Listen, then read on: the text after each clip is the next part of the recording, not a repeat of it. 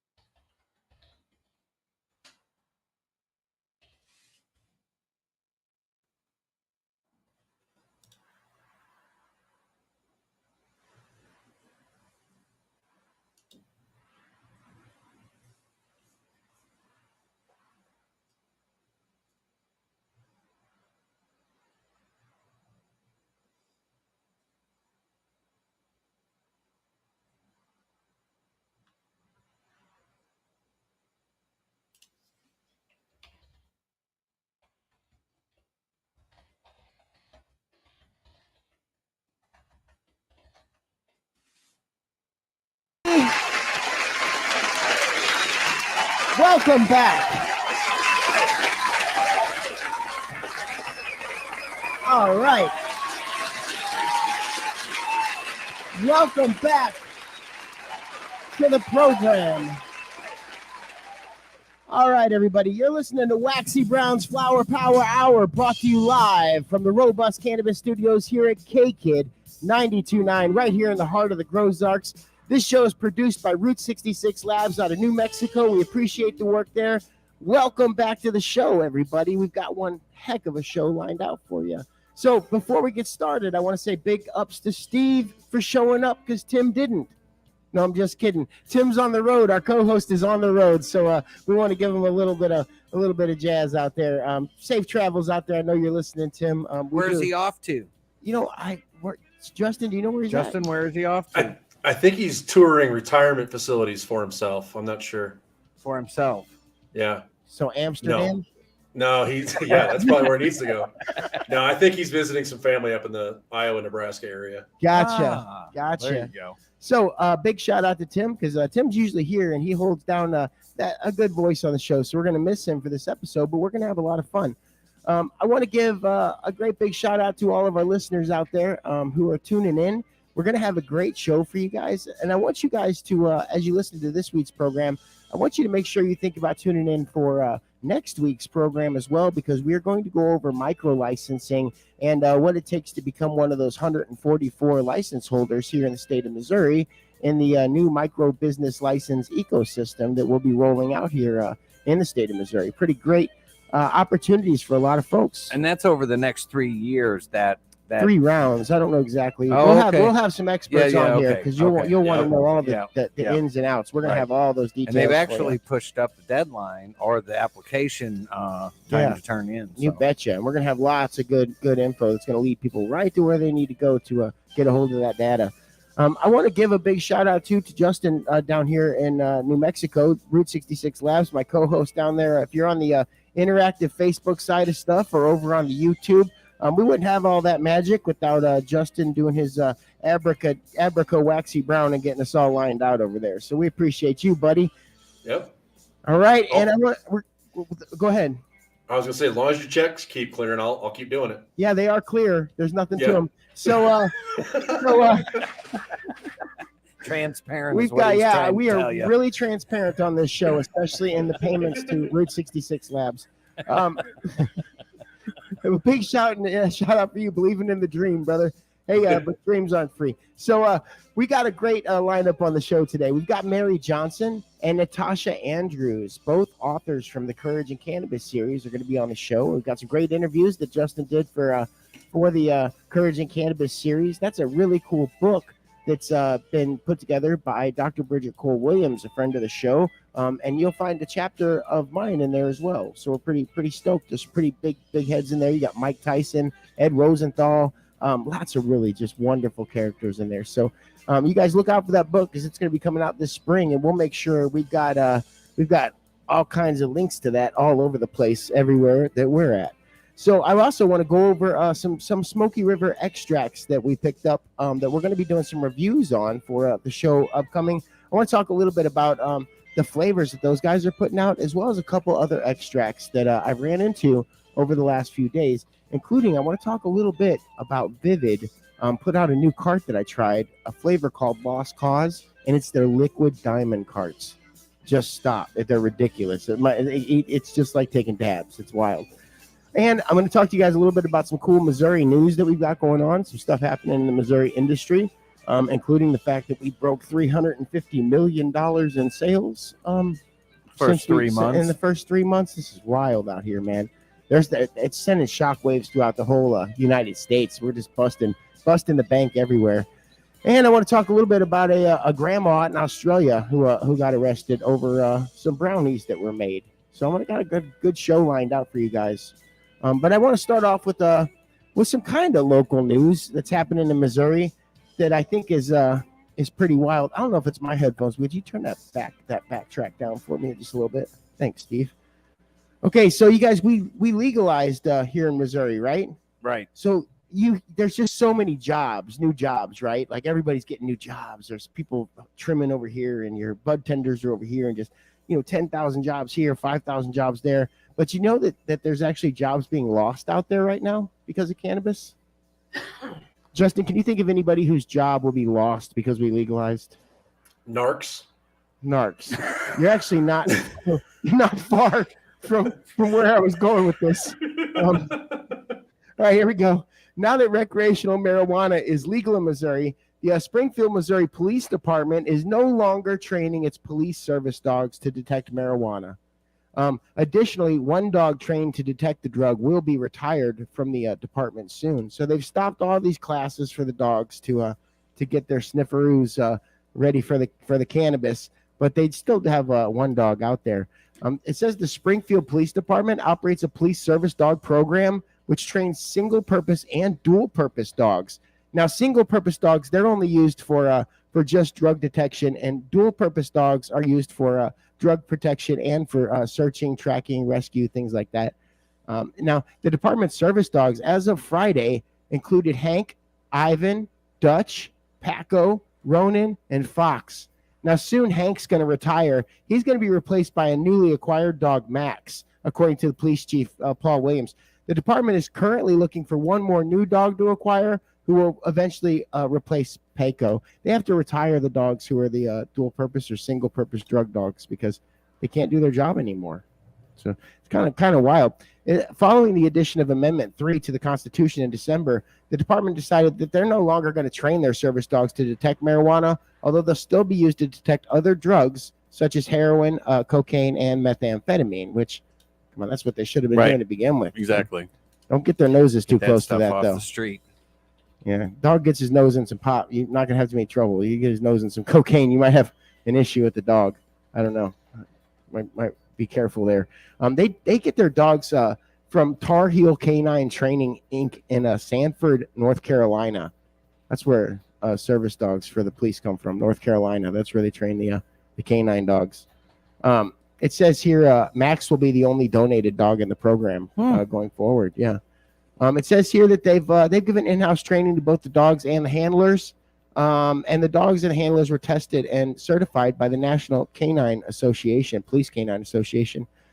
But here's kind of cool. I wanted to go over kind of what a dog has to do. Like if you go to this school to become a cop dog or a narc dog or whatever Justin said earlier, it says here for the narcotic certification that the dog has to get.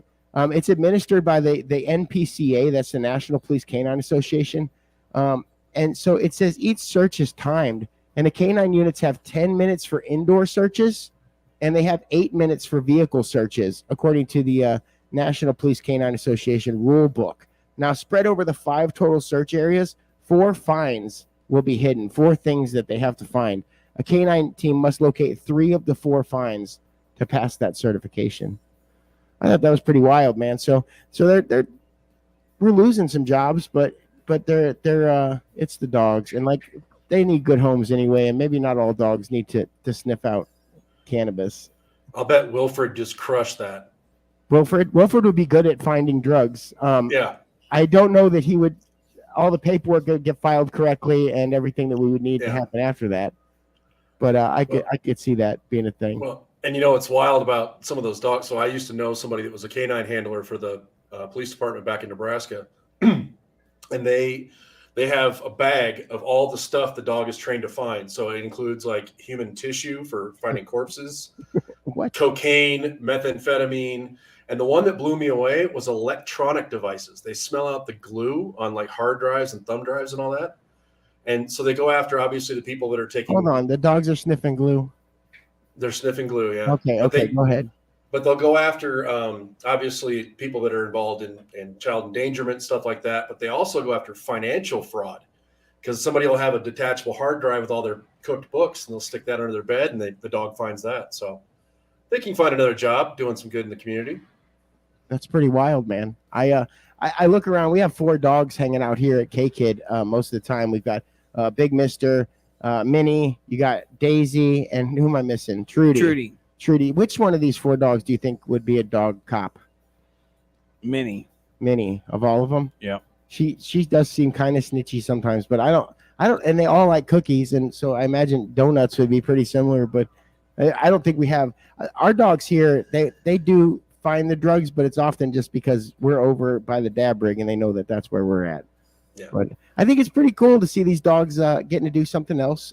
Keep around the heroin dogs and the meth dogs and all these other whatever you need to do. But I do like that we're just months out of adult use here in Missouri, and they're already making big changes like that. I mean, that's pretty big normalization right there. If the cops are having to let the dogs go, it's that the cops are talking about it too.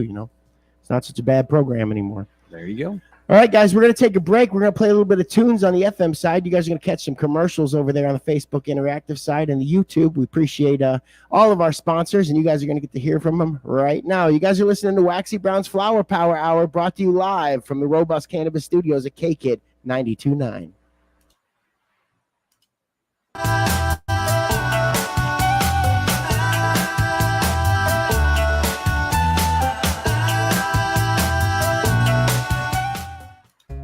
I'm so freaking tired this morning. Isn't saying something is indescribable just describing it? If a pregnant woman goes swimming, is she a submarine? What if 2 bots match on Tinder? Do they ever give up? Do fish get seasick in storms? Why is abbreviated such a long word? If a kid refuses to sleep during nap time, are they guilty of resisting arrest? Pizza is a circle, cut into triangles, and delivered in a square. Wax Off is the greatest dab cleaner ever. Kinda slippery. Huh? Not again! Thanks for waking me up, Lil Waxy.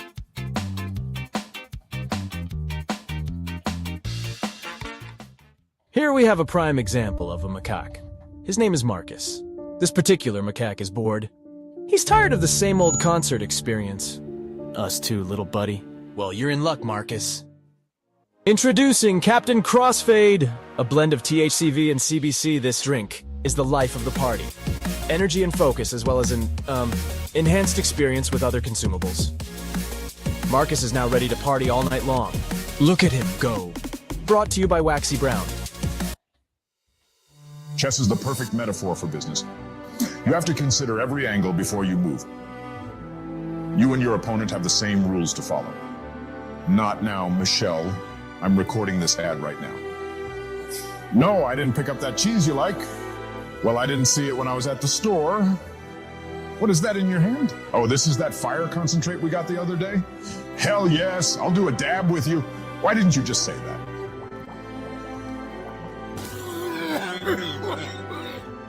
Oh, shit. This is still recording. Check out the creative minds at Route 66 Labs. Obama. Out.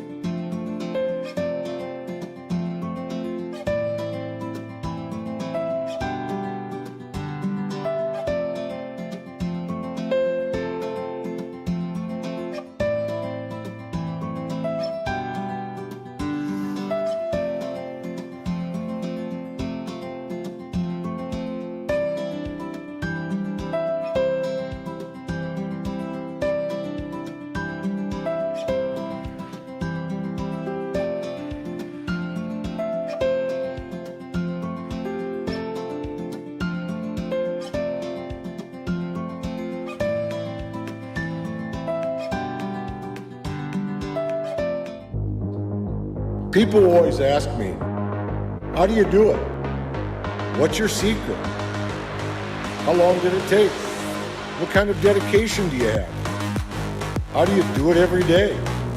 Well, the truth is, I'm high as shit most of the time, and I wax off a lot. I mean a lot.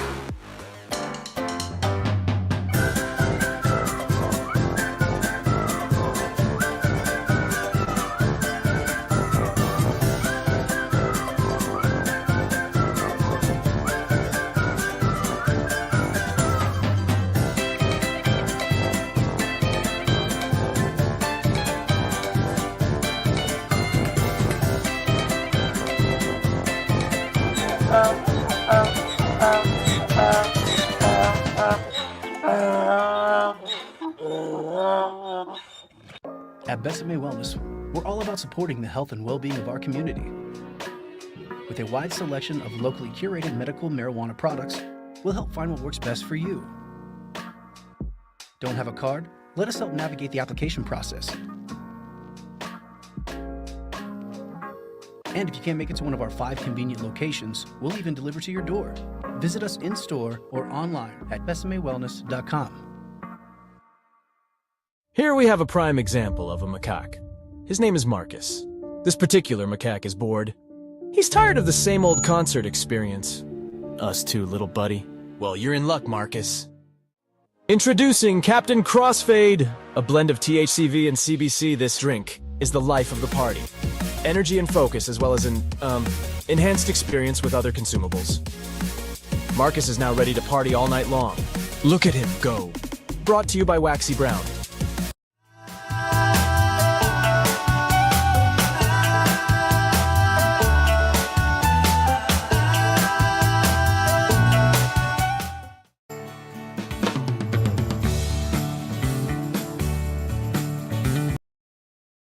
Welcome back to Waxy Brown's Flower Power Hour, brought to you live from the Robust Cannabis Studios here at K-Kid 92.9, right in the heart of the Grozarks, y'all. This show is produced by Route 66 Labs, which is why all you cats on the YouTube side and all the Facebook Interactive side and beyond can all see these really cool graphics and all this neat stuff happening over here. So we really appreciate that. All right, guys, I told you all, I talked to you a little bit about what's happening here in Missouri. Steve, what are you laughing at? What he's doing? He's sitting over there he's moving us playing around. checkers with the square squat boxes. I'm over in the right hand side. Justin, you're in the top, and Steve, now I'm on the bottom again. I like it down there. There we go. Now you got my look. Stop it, Justin.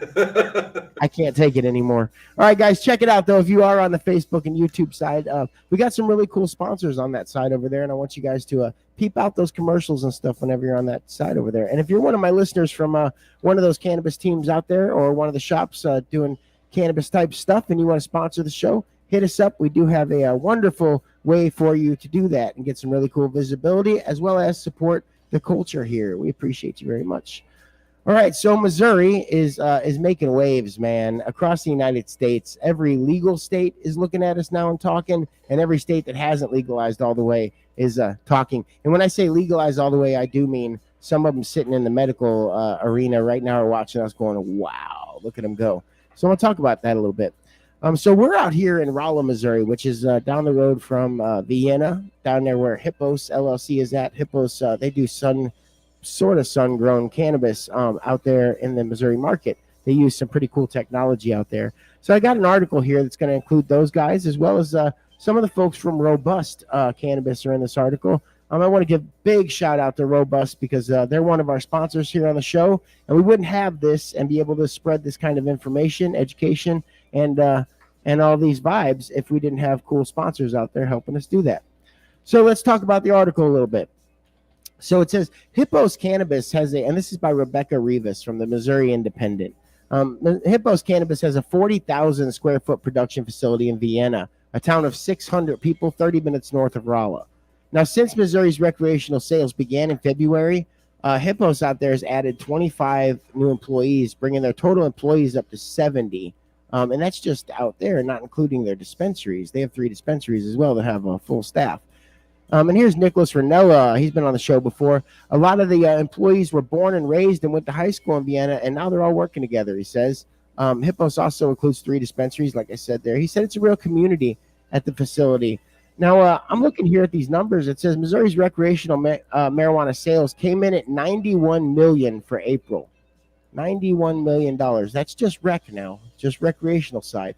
According to a report the state released on Friday, that's up from February's $71.7 million in recreational and March's $93.5 million for a total of $256 million in the first 3 months, and that's recreational sales. That's not even including your medical sales. Once you add in your medical marijuana sales here in Missouri, we've sold over $350 million worth of cannabis in the first 3 months. In 90 days, we've sold $350 million. Who knew people had that kind of money in this economy? It's almost like weed is recession proof. Yeah, definitely there, you know. Just like alcohol. Hey, that's real, man. It says, yet cannabis owners say those numbers, they could be even higher. Since higher than that, we could have sold more weed, they're saying. Since cultivators and manufacturers like Hippos aren't working at their maximum capacity yet, meaning we could be selling more flower. And, I think about that and you think, but there's still flower on the shelves, so how could we be selling more? Well, if there's more flower is going to be a little bit cheaper because you have a better supply and you're going to sell more cannabis that way. That's the way I look at it anyway. I'm going to buy more if it's cheaper. It says it could take up to a year to see what Missouri sales are actually capable of, said Tyler Hannigan, co-owner and chief of operations and sales at Robust Cannabis. Tyler's been on the show before. Right. One thing I can tell you about Tyler, if he says something, it's probably pretty correct. He seems to like a pretty spot on guy when it comes to this industry, which is why Robust is just killing the game out there with the type of medicine that they put out. But it says here it could take up to a year to see the industry come to fruition the way Tyler's talking about.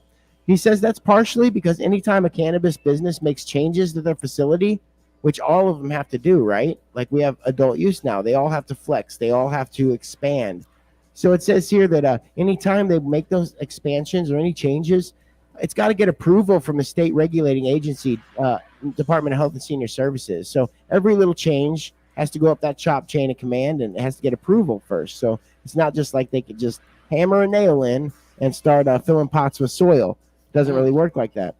So here's some numbers for you. Since February, Department of Health and Senior Services have received over 80 requests, 80 for facility changes, adding to the 40 they'd already had pending, said spokeswoman Lisa Cox of DHSS. She said, here's Hannigan, Tyler Hannigan of Robust. He said, I don't think we've seen peak numbers yet at all, he said, in Missouri sales, just because there's cultivation groups that haven't come online. They've just expanded, but they haven't even been approved. So we don't even have like all this cannabis adult use. We're basically providing a lot of medical cannabis to a rec market, it seems like, from that standpoint. It says still Missouri's market has been one of the quickest to rise nationwide. And this is why I say that all these other states are watching what we're doing, because it's very obvious, according to the numbers, that we've done something right down here. It says here for Illinois, it took them 7 months in their market for them to hit 300 million. So we did it in 3. It took Illinois 7 months to hit that 300 million mark after beginning their adult use sales in January 2020. And their first year ended in $760 million. We're looking at over $1 billion. Pretty wild numbers, especially with our taxes, the way they're set up in Missouri. I'm not exactly sure how Illinois work. I know that we're pretty unique in the way that we did things here, giving a lot of our tax to the veterans, and then other great avenues as well. So it'll be pretty interesting to see how that lands. I know they're in New Mexico, Justin. You guys give how is it a big percentage of it to education? Yeah, so all our tax revenue from cannabis sales goes into the New Mexico General Fund, and that contributes to like 60% of that fund goes out to education and children.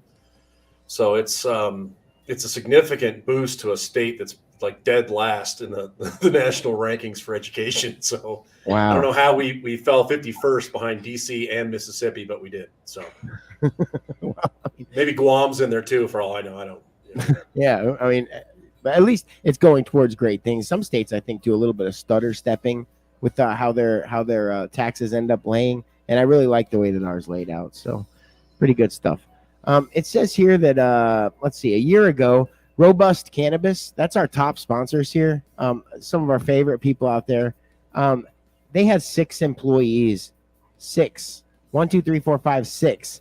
When they opened their 75,000, I'm not going to count to that, square foot greenhouse and manufacturing site right here in Cuba, Missouri.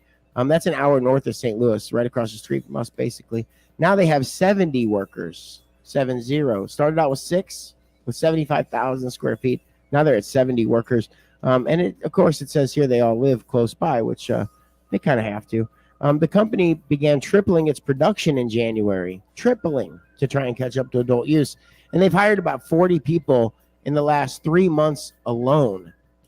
So 40 new employees in 3 months. That's a lot of paperwork, too. Can you imagine being a HR over there? I'm not sure I want to do all that. It's a lot of work. I imagine HR in the cannabis industry is pretty laid back compared to some of the industries I've been in, that they're a little uptight, you know? Yeah. I had somebody tell me I was wearing the wrong shoes to work, and it's like, what? So I couldn't do it. I'd be like, I smoked that resume. I don't know what I did with it. Yeah. I have no idea. It says here, but they're still not meeting the state's incredible demand. The cannabis companies out there, said Emily Braun, Director of Operations and Human Resources, HR at Robust Cannabis. Now, Emily's been on the show a whole bunch. Right. And, we always enjoy her coming on. But here's her take here. Emily said, I don't think anybody could anticipate that Missouri would have such flower fiends. I'm going to repeat that because I like the way she said it. I don't even think anybody could anticipate that Missouri would be such flower fiends, said Braun, meaning cannabis flower buds and pre-rolled joints. She said, nobody can keep it on the shelves. And even if every Missouri company was producing at its max, Braun said, she said, I don't know if it's enough. It's just insane. Leave it to Emily to put it out there just like that. It's insane that y'all are such flower fiends in Missouri. Now, here's a little bit about the turnaround time. Missouri began recreational marijuana sales just 3 months after voters approved the constitutional amendment to legalize it. Justin, do you know how long it took for you guys to get started down there? Get started on the medical side or on the adult use? See our The adult use. on the adult use. Yeah, because it says here that we were able to launch our recreational sales 3 months after the vote. Were you guys able to do it pretty immediately as well? Yeah, I think it was a pretty short stroke. I mean, we had medical for quite a while and a pretty established program, and then Yeah, that helps. we just flipped the switch and it just went nuts. But our biggest expansion problem down here was all the water rights. So I know somebody that they were moving the grow operation from a small part of the farm to a bigger field to accommodate our adult use. And because the farm predated the state of New Mexico for water rights, they technically gave water to the state of New Mexico versus New Mexico giving it to this farm.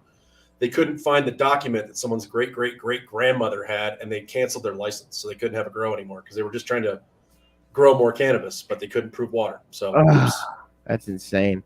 Yeah, we don't have that problem down here. Can you imagine that? Like having to worry about where to put your cultivation site because there's just a lack of water in the state. Like, God bless the folks down there who have to deal with that because that can't be easy at all. Right. no. It's dry down there, but you guys get a lot of precipitation too, like it seems like.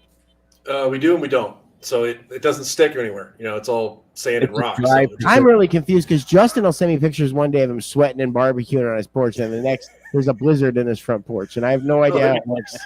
There's still snow up on the mountains, but the other day we got like 10 inches of snow and then it melted by noon. So that's wild. Wow. Yeah. and it's down in Texas now through the Rio Grande, so it's gone. So like I just said, our recreational sales popped off 3 months after the vote. People were able to just pull that trigger, and companies that were already ready to rock and roll could start serving the adult use. Now, that was the second fastest turnaround in the country. It says just 2 weeks behind Arizona's record, which is pretty wild, man. That we're number 2 and how fast we sold. But like we were like, let's do it right away. We're in. But it says, however, now several businesses are needing to expand to keep up with the demand. I can't imagine one that wouldn't. And they can run into some delays there. Companies submit their construction plans for DHSS's review and can start the work immediately after that's reviewed. Once the project is done, DHSS inspects the work and then hopefully approves it again. I can't like there's so much compliance going on here. It's like we're gonna check it and then we're gonna check it again and then we're gonna check it again. But it says here that that's really what slows everybody down here is what it sounds like is DHSS not able to. And don't you guys have a similar problem in New Mexico with licenses that are kind of stacking up or something like that down there because they can't get them through quick enough? Yeah, when we first kicked into adult use, we had a backlog of 4,000 applicants, and they were doing like 10 to 12 a week. Wow. So yeah, not good, not fast, but they're getting better at it, but it's still not anywhere near an easy or fast process to get approved.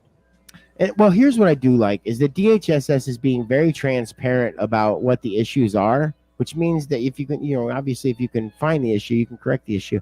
It says of the total 121 requests that DHSS has pending in February, 39 of those were for cultivation facilities, 38 were for dispensaries, 36 were for manufacturers, 7 were for transportation companies. We only have 10 of those, and or maybe less. I'm not sure. And then 1 was for a testing facility. They said of those, 23 have been approved, 29 were in final review. And it says that, they're waiting on 64 more to complete construction so they can conduct inspections. So everybody's expanding. 64 different companies have put in for expansions here, and they're getting around to them, right? But you can imagine that if you're looking at right now, we have what they're calling a shortage. I have yet to really experience that. I've gone into plenty of dispensaries over the last couple weeks, and I just haven't experienced that. I sure do always wish for lesser prices and things like that, and that could be what they're doing is the pricing keeping things from becoming bigger shortages, but I haven't seen it that much. But that's what they're saying out there. Yeah, the big one for everybody listening that's trying to expand is do it smart. Don't just go hog wild. We had a company down here that expanded probably too fast and couldn't keep up with their own supply, and then they were a little proud about integrating other products from other manufacturers, and they are no longer in business, and they're like, I want to say 12 or 15 different locations that are just gone. It just happened overnight. It's just nuts. Here's some interesting stuff here. And Steve, I know you like to hear about prices. This might interest you. It says here that actually DHSS is currently in the process of hiring a large amount of people. They're saying that they're about 30% through their hiring process, and they'll have a full staff at the end of the year. And that should help with a lot of their issues, but that is the end of the year. It says here with the high demand, Nick Ranella out at Hippo said the industry's seen some price increases, but he said it's important to remember, and this is true story here, that 2 years ago, an eighth of flower in Missouri at just about any dispensary was $60, 2 years ago. It says that at one point, the prices have dipped as low as $25, which we've seen plenty of $25 eighths out there. I think Good Day Farms runs their flower at 25 and eighth out of a high profile down in St. Roberts. I saw that. So that's still a thing. He says right now it's really starting to stabilize. He looks like things are sitting around the $40 to $45 an eighth mark, which that's the average price on a Hippo's menu is what they're saying. He says, here's a weird one. I'd have to look into this. About 25 years ago on the illicit market, Ranella said an eighth was about $50. I don't remember there being like Fire Nug 25 years ago. That was maybe we were in a different part of the country together. Seeds and stems. I'm saying, dude, like the brick wasn't that much, but we're not blessed like that out in the Ozarks. We weren't growing back then, so or at least I wasn't. He says it's actually less expensive today to buy at a dispensary, and you have a higher quality. He said, that the product was all safe and tested. Now, Tyler Hannigan, he's the co-owner also, our friends out at Robust, the co-owner of Field State Dispensary in St. Louis. He said that he's seen a rise in prices across the board in Missouri. Quote, that really is a testament to some of the dispensaries not having enough flower product. He said that Robust and other places have been doing, quote, phenomenally well in their yields, which helps them keep prices stable. Now, I want to point out there that what he just said is important. He said that Robust is coming out with some really great high yields.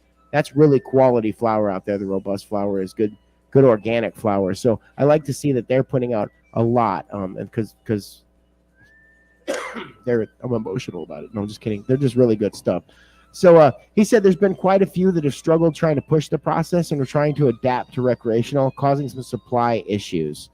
So it's kind of interesting to see, right? Because like I said, I haven't really seen it that much in the market. I've been to quite a few of the dispensaries and picked up some really great stuff. I see. Who was that we had on the? I just saw something on the screen there. Alex Kransberg. Is that? Yep. Good buddies of the show. He said not just flower prices are going up, edible prices are too. So yeah, it sounds like weed across the board prices might be increasing just a little bit. I did stop by High Profile out there, and I didn't really check into some of the prices like I probably should have, because I was after a particular product. I picked up the Vivid liquid diamond cart, the Lost Cause, and I recommend anybody that can afford to pay a little bit more for kind of a higher end cart and higher end product, go out and grab that, dude, because I took a couple drags off that and it hit me like I hit a full-on dab. Like I was really, really, really impressed. But Vivid puts out really, really high quality products. But yeah, so what do you think, Steve? You think prices are going up? You don't really shop the dispensaries, do you? No, not really.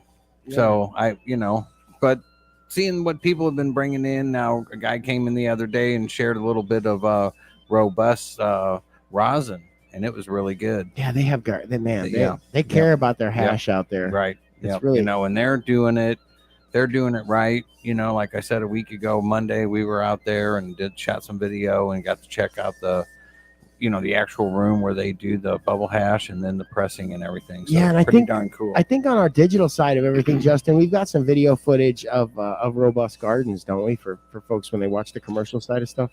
Yeah, when they get they're getting the updated videos to us shortly. But yeah, right now it's pretty cool. You get to see people trimming and walking through the grow operations, and you get to see the plants kind of in full bloom and all that kind of stuff. I mean, it's pretty cool. I really wish I would have scheduled that when I was out there last time in April. Yeah, wild stuff. All right, actually, yeah, next time you're down, we need to get you in those gardens, because it just puts you in a totally different perspective. Now, I've got to go over and I've got to pay some bills over on the FM side of stuff. You guys check a look at those gardens and stuff over on the digital side. Tell us what you think. We are going to take a quick break. You guys are listening to Waxy Brown's Flower Power Hour, brought to you right here live at the Robust Cannabis Studios at K-Kid 92.9.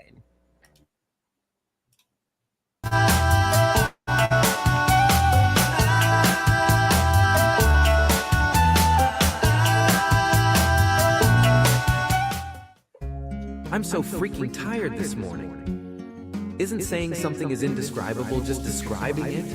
If a pregnant woman goes swimming, is she a submarine? What if two bots match on Tinder? Do they ever give up? Do fish get seasick in storms? Why is abbreviated such a long word?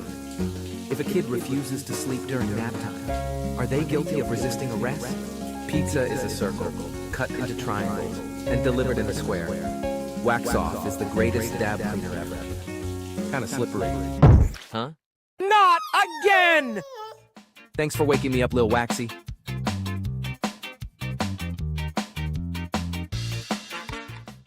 Here we have a prime example of a macaque. His name is Marcus. This particular macaque is bored. He's tired of the same old concert experience. Us too, little buddy. Well, you're in luck, Marcus. Introducing Captain Crossfade, a blend of THCV and CBC. This drink is the life of the party. Energy and focus, as well as an, enhanced experience with other consumables. Marcus is now ready to party all night long. Look at him go. Brought to you by Waxy Brown. Chess is the perfect metaphor for business. You have to consider every angle before you move. You and your opponent have the same rules to follow. Not now, Michelle. I'm recording this ad right now. No, I didn't pick up that cheese you like. Well, I didn't see it when I was at the store. What is that in your hand? Oh, this is that fire concentrate we got the other day? Hell yes, I'll do a dab with you. Why didn't you just say that?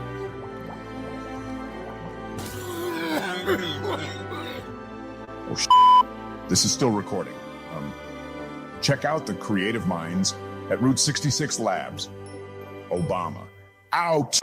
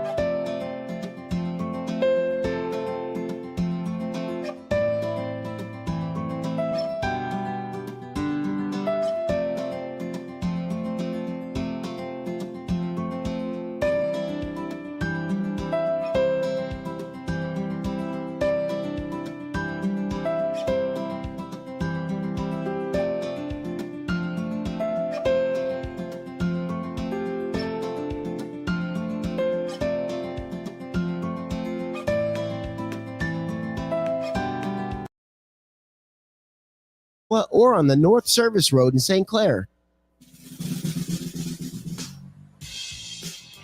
Hey, everybody. Welcome back to Waxy Brown's Flower Power Hour, brought to you live from the Robust Cannabis Studios at KKID 92.9, right down here in the Grozarks. We're out of Rolla, Missouri, and our Justin is right there out of New Mexico. Look, Justin, on the digital side, I pointed it in the right way towards you. Did. We had to practice that before, but you finally got it. It's impressive. I did it. Awesome. I did. Gold star. I did practice for a while. All right. You get a Scooby snack. So our next interview that's going to take place here is going to be with Mary Johnson. Now, Mary has got some fabulous story that she's going to give you guys and talk about some products that she's done along the way. She comes from our Courage in Cannabis series. Now, Courage in Cannabis Volume 2 is a book that's coming out here in the spring, and that's from Dr. Bridget Cole-Williams. And now she's one of our favorite folks from the show. And big shout out to her assistant, Candy, who just texted me just a second ago and said she's watching. Hey, Candy. Hey, Candy. So we want to give a big shout out to those cats for everything that they've done to get this book together. That book is filled with chapters, and each chapter is about an advocate, an activist, or someone whose life has been affected in a positive way through cannabis, and has a great story to tell. You'll find folks like Mary Jane in there, myself, Mike Tyson, Ed Rosenthal, and lots and lots of folks that we've had on the show and that will be coming up on the show. So let's go ahead and take that interview away. You guys are going to hear from Mary Johnson. Appreciate you at Route 66 Labs down there for putting this together, guys. Interview with one of the Courage in Cannabis authors. Available for sale this spring. Visit courageincannabis.com for more info. We are continuing on our path with these authors from the Courage in Cannabis Volume 2 book by Bridget Cole-Williams. We've had several of these authors on the show, and every time we're getting some phenomenal interviews as well as some wonderful testimonials and stories. I'd love to welcome to the show for the first time, but probably not the last. I got MJ Mary Johnson from Cleveland, Ohio, one of the authors from Courage in Cannabis Volume 2. Welcome to the show, Mary J. Thank you. Thank you so much for having me. Of course. What a great time. So we did a little pre-interview, and we had a lot of fun doing that. So I think that this interview is going to be a great time for us. Mary, I'd like to know a little bit more about your chapter in the book, but before we get started, I'd like to ask you kind of an important question over here on the Flower Power Hour. We like to ask our guests and the authors from the book, how did you find cannabis, your path to the plant? What brought you today, and what's it look like in the future for you in this plant? So what actually brought me was my mom that suffers from lupus. And I wanted to do something to help her the all natural way instead of her having to take all the medications. And I started doing my research and met some amazing farm partners that I started learning how to farm with. And then I met Dr. Bridget. And the rest is kind of like history. And she's an amazing soul too. One of the things I look at with this book is the amount of great authors in there and the cream of the crop, man. So it's like, where does Dr. Bridget hang out that she gets to hang out with all these cool people? I guess I'm coming to Cleveland. Yes, he's amazing. So MJ, I want to get into this a little bit about your path, because when I was speaking to you earlier, it seemed like a lot of the conversation drifted towards not only healthy living, but healthy eating, healthy choices. When I asked you, I asked you kind of about the hats that you wear, the jobs that you do, and you own Vitamin Candy, which is we're going to talk about that a little bit. And then you described yourself as a self-taught culinary queen, a personal trainer, an entrepreneur, an activist, an author, and so many other things that we were talking about. I want to dive into some of that because I bet you have an amazing story behind this. So let's dive into it. What brought you to food? Because you did mention that you were self-taught. Was this because of the healthy choice, the thought process that you're beginning to pick up because of mom?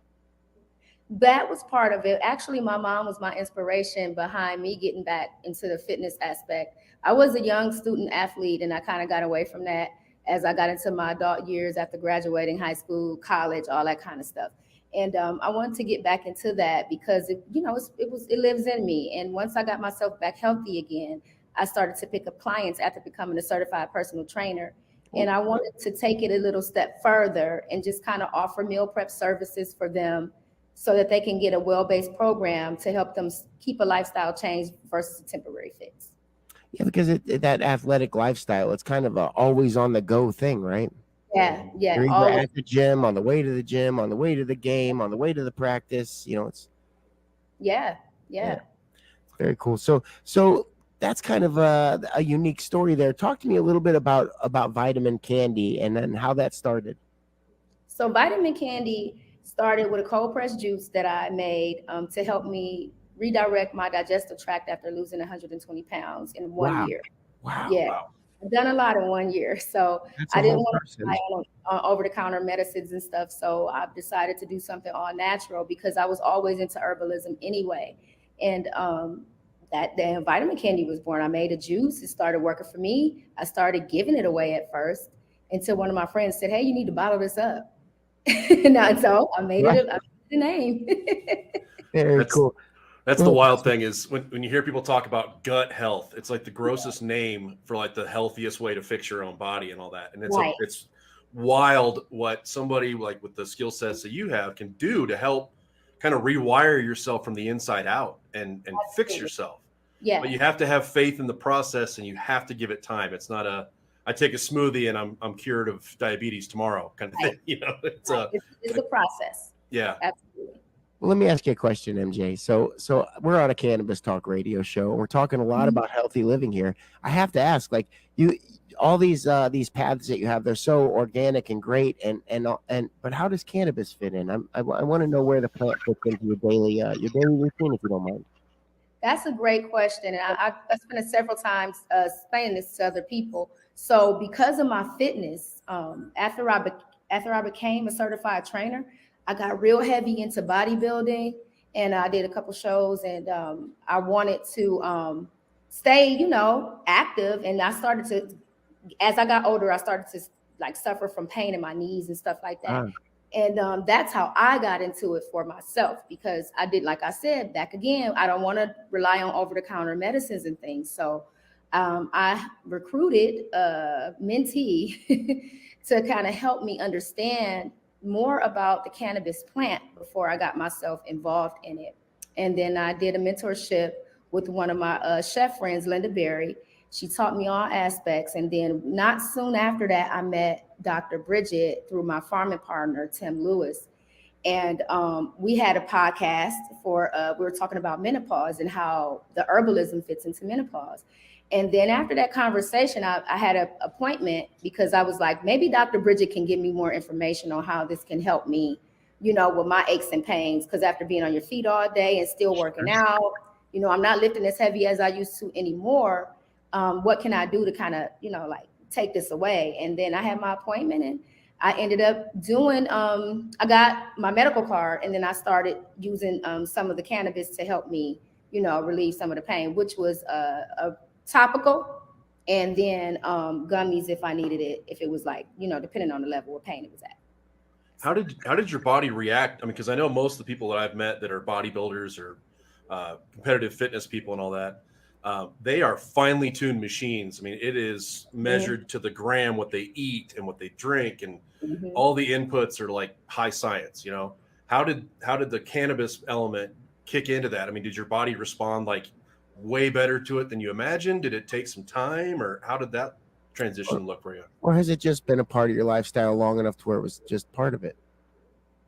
Well, you know what? That's something. I think both. I think the answer to your questions is like it both are the same thing. So it took really fast, and I'm like a lightweight, so I had to be very careful of the amounts that I use, because other than that, I'll be asleep. So I knew that at night, if I was having aches and pains in my knees, that I would have to do a gummy at night. But during the daytime, I could use a topical so that I can keep moving, because I can't, be down or like sleepy or anything like that. And the type that I was using, like the strand. So I had to make sure that I wasn't getting a strand like a hybrid. That would have been too much. And I kind of found my balance. And after talking with Dr. Bridget, then I understood that sativa was really the best one for me. Right. Yeah, there's a lot of value out there in the terpene conversation too. When we talk about athletes and what's going to be able to help, it's going to be really, really interesting to see sports and medicine begin to pick up the plant because it is becoming pretty prevalent out there in professional sports. It'll be interesting to see how much that's actually melded into routine as opposed to recreational for athletes. Absolutely. I do have athletes that come to me now. I still do health consults. I do meal programming, and I do have my own CBD line. So I've created an herb with CBD in it called CBD sea moss capsules, vegan capsules. And so I have a lot of athletes come to me for that too, because they, once again, they don't want to have so much in their system that where it's going to be an issue, but it actually helps, relieve the pain. Or if they needed mental clarity, for some things that they were doing, testing, whatever the case may be. So yeah, it's super important. I'm happy to be able to provide that for them. Now, once I learned everything I needed to know about cannabis, it just kind of took off in my life. So I'm just excited to be in the industry. We've been doing this show for a couple of years, and I've met a lot of athletes that use cannabis, but this is the first time I've met an athlete whose passionate is to make sure that other athletes use cannabis. Yeah. I think the key thing for me is making sure that others understand that it's not a harmful herb. It's an herb. It comes from the earth, and it's what other people do to it to make it harmful, And so if you're using the cannabis flower or plant and you're using it at its natural, base, you don't have to worry about getting like super high. I know. And then also teaching the difference between CBD and THC.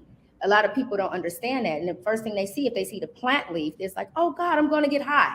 And it's like, no, you're not always going to get high. Right. That's next if you want to. Yeah. Yeah.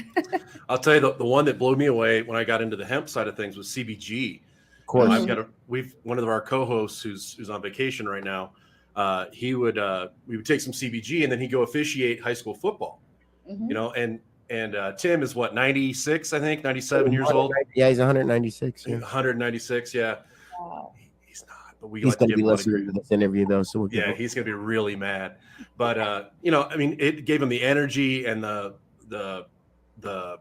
initial startup. It's like getting an engine started in the cold. You gotta get it worked up and working. And he had a lot of success with it. I started using it when I started working out and training for things, and it's amazing how those cannabinoids can just help alter the results you get. And the things that I was, as an old football player, I'd take fistfuls of ibuprofen just to get rolling, to get into the gym, to start working out, because it was like, oh, the shoulder was killing me, or I tweaked this, or I whatever. And there were all this plant medicine that I had no idea was even available until all the things started coming around with it. So it's amazing. Wow. Yeah, it's interesting learning about that, the cannabinoid system, because once I was being mentored and I'm watching all these videos and then just kind of getting educated about the plants, I was like, wow, I didn't know it was this many types, and how much they can do for you. I love it. We learn more all the time. It's the great thing about this plant is it still has so much more to show us. Yeah, that's the exciting part. And especially when you attend like conventions and stuff like that. I met another entrepreneur that took the cannabis butter, like the shake from it, the cannabis, and she would make it into, she mixed it with eucalyptus, and it was a headache medicine. So you can rub it.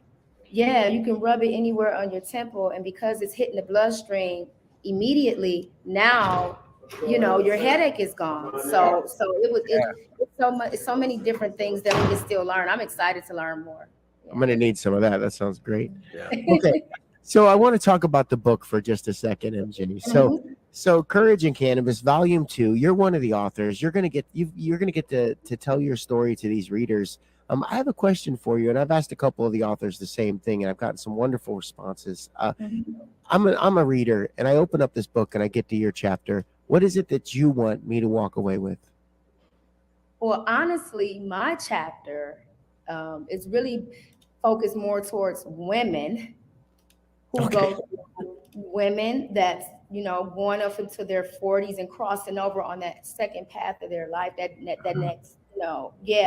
And so that's what mine is mainly about. So I'm not sure, maybe a man can take something away to help their wives or their daughters, but mine is based more towards our hormone activity and We how have a wonderful amount of female listeners, so let's talk about a little bit about what we're going to find. Yeah, so basically menopause. And it's very important that women understand the different steps that they can take to help manage their menopause. Because just like there's different terpenes for cannabis and all that kind of thing, so menopause go through different stages. And depending on when you started your the hereditary factors go in that, then it's hard to manage. And so I'm just blessed to have the platform to be able to explain how cannabis can actually help with that. Wow, what a wild time. So cool. Yeah. It's very interesting to because we get these great stories and these superstars on the show that talk about these things. And then the next step really is Western medicine starting to accept some of these things inside our hospitals, inside our healthcare, because you're doing such a wonderful job going out and spreading this. But the fact is that we have so much more work to do to get this into the everyday lives of every single person that we can. Yes, I agree. Well, and MJ, so people that want to learn more about the Vitamin Candy Cafe, where do they go to find information like that? So you can go on vitamincandy.com, spelled exactly how you see it on my apron. I wore this on purpose because people always spell it the correct way and they never find me. And you can also follow me on YouTube, same name, Vitamin Candy Cafe or Vitamin Candy LLC. Facebook, Instagram, I have V Candy Cafe. And I think that's, and LinkedIn. Mary Johnson. You can find me under there. Very cool. I'm gonna follow up for some recipes. I need some new stuff to try for my vegetarian girlfriend. I'm in. Yeah. So, and for my FM listeners out there, that's Vitamin VITIMAN Candy KANDIE Cafe. Make sure you guys check that out. Yes. All right, what a superstar we've got here, MJ. We really appreciate you coming on the show. I have to ask, what's it like? Is this a pretty cool feeling to be inside this book? Oh, I'm just so honored when I saw the opportunity. First of all, I have a huge amount of respect for Dr. Bridget, and to be able to have a conversation with her whenever I want, and for her to invite us in on her platform, I thought that was phenomenal. Because not only you get to meet other people all around the world, you get to network and possibly do business with all of these people that you just met that shares the same type of story in one book. So it's an honor. Right. Well, I want to get into the business of you and these cold pressed drinks. That's what I need. Come on. I'm trying to go. Right. I'm trying to go. I have more. I even have vegan wine, but that's a whole other topic. All right, folks. That's been an excellent interview with Mary Johnson out of Cleveland, Ohio. She goes by MJ, sometimes Mary J. She is just one of the most phenomenal people that you're going to get to read about. So make sure you folks pick up that Courage in Cannabis Volume 2. It comes out this spring. We'll make sure we give you lots of information on that on the show as we go forward. And Mary Jane, I'd love to have you back on the show. Absolutely. I would love to. You guys are such a joy. Thank you so much. It goes both ways, and I look forward to having you on after the book's released so that we can talk about the feeling that gives you, Mary. Absolutely. Thank you so much. All right, folks, you're listening to Waxy Brown's Flower Power Hour, brought to you live from the Robust Cannabis Studios at K-Kid 92.9. We'll be right back.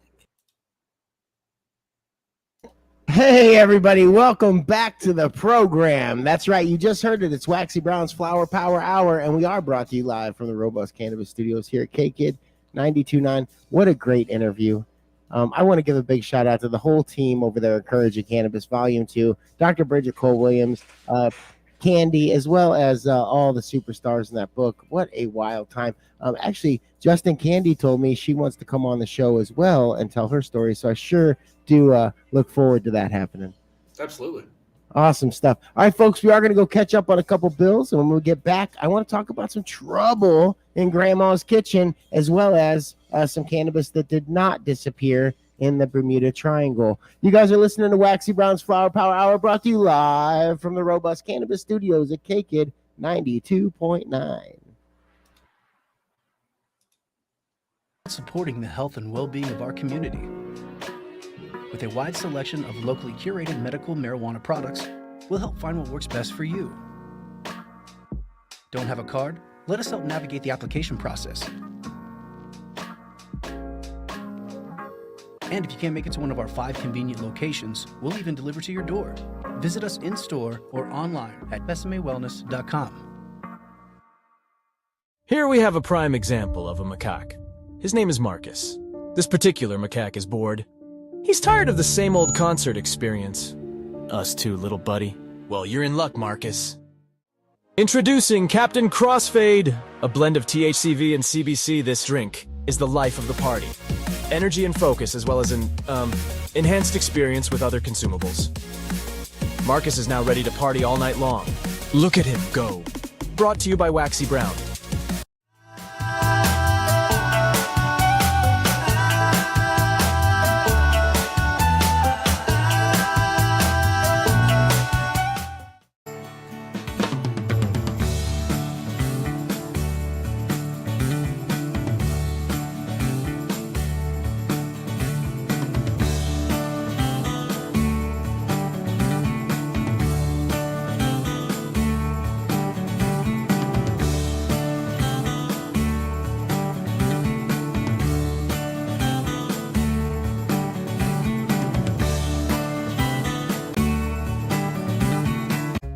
I'm so freaking tired this morning. Isn't saying something is indescribable just describing it? If a pregnant woman goes swimming, is she a submarine? What if 2 bots match on Tinder? Do they ever give up? Do fish get seasick in storms? Why is abbreviated such a long word? If a kid refuses to sleep during nap time, are they guilty of resisting arrest? Pizza is a circle, cut into triangles, and delivered in a square. Wax Off is the greatest dab cleaner ever. Kinda slippery. Huh? Not again! Thanks for waking me up, Lil Waxy.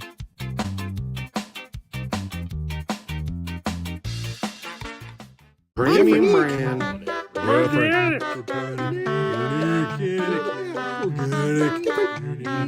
We're the best. High quality. Unique. Premium brand. Different. Unique. Premium brand. We're different. We're different. Premium brand.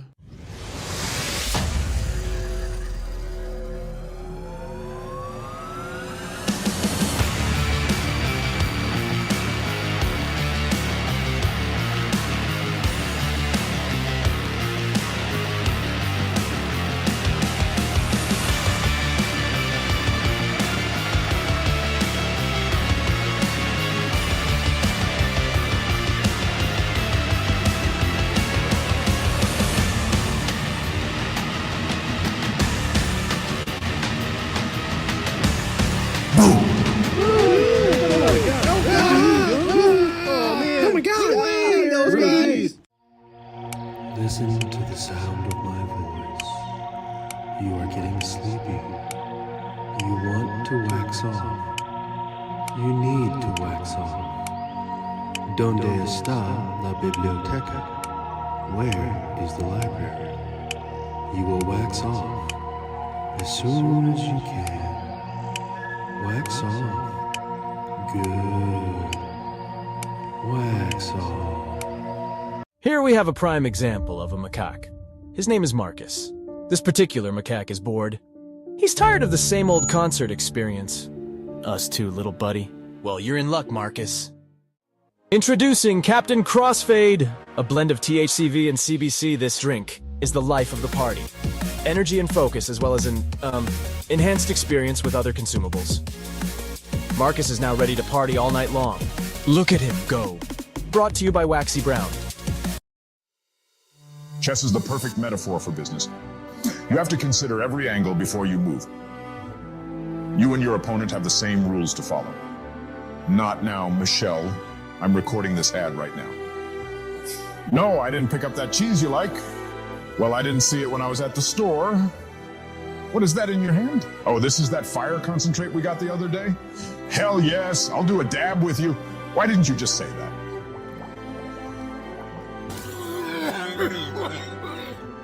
Oh, this is still recording. Check out the creative minds at Route 66 Labs. Obama. Out!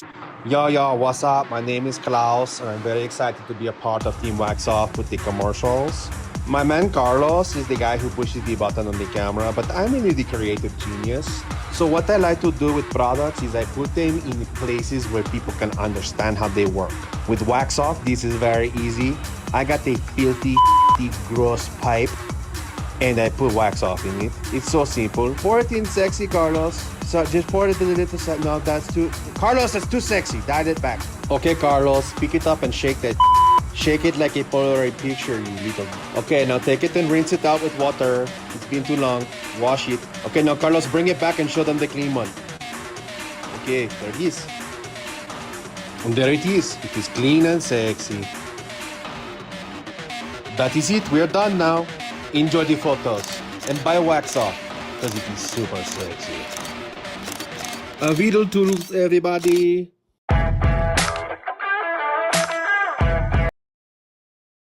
Welcome back to Waxy Brown's Flower Power Hour, where sometimes it's that show where you'll see us cough. All right, so don't make And fun run of me. back real fast to our seat. Yeah, I don't know what just happened there. We were putting out a fire It in was the back. Cadillac Ranch, man. Yeah, it was the Or in Springsteen the song. Cadillac, back of the Cadillac, cruising. Yeah.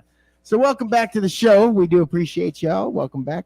I told you we talk a little bit about. First off, what a great interview that we had there. What sometimes we get some folks on this show that we interview that just really vibe really well with the show, and there's this energy that happens, and I felt it with that interview. Like there was definitely a cool vibe there. What do you think, Justin?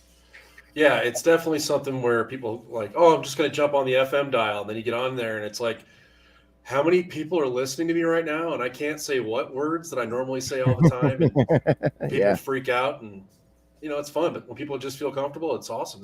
I think we do a lot of good things with. Yeah, I do too. All right, so we do have another one of those interviews that we're going to do today from Natasha Andrews, and it's another terrific story. But before we get into all that, I told you guys I talked to you about a little bit of trouble out there, right? So I talked to you about a little trouble with a grandma who was cooking some brownies. And so check this out. This made national news. One grandma in Australia.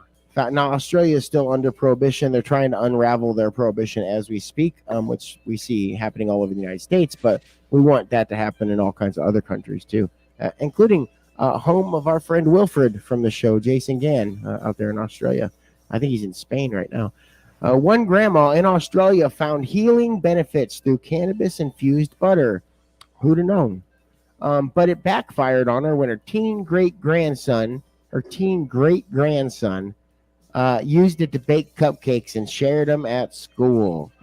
Now, Pam, and listen, before we get into this article, there's some folks out there that get upset when we talk about things that involve, this is going to obviously involve her grandkids and all that. Like, we're going to laugh about it, but truth be told, keep the stuff away from your kids, your dogs, all that. Use cannabis as it's meant to be used, and that's responsibly. But in the meantime, it is the cannabis culture, so we're going to have a little bit of fun with it.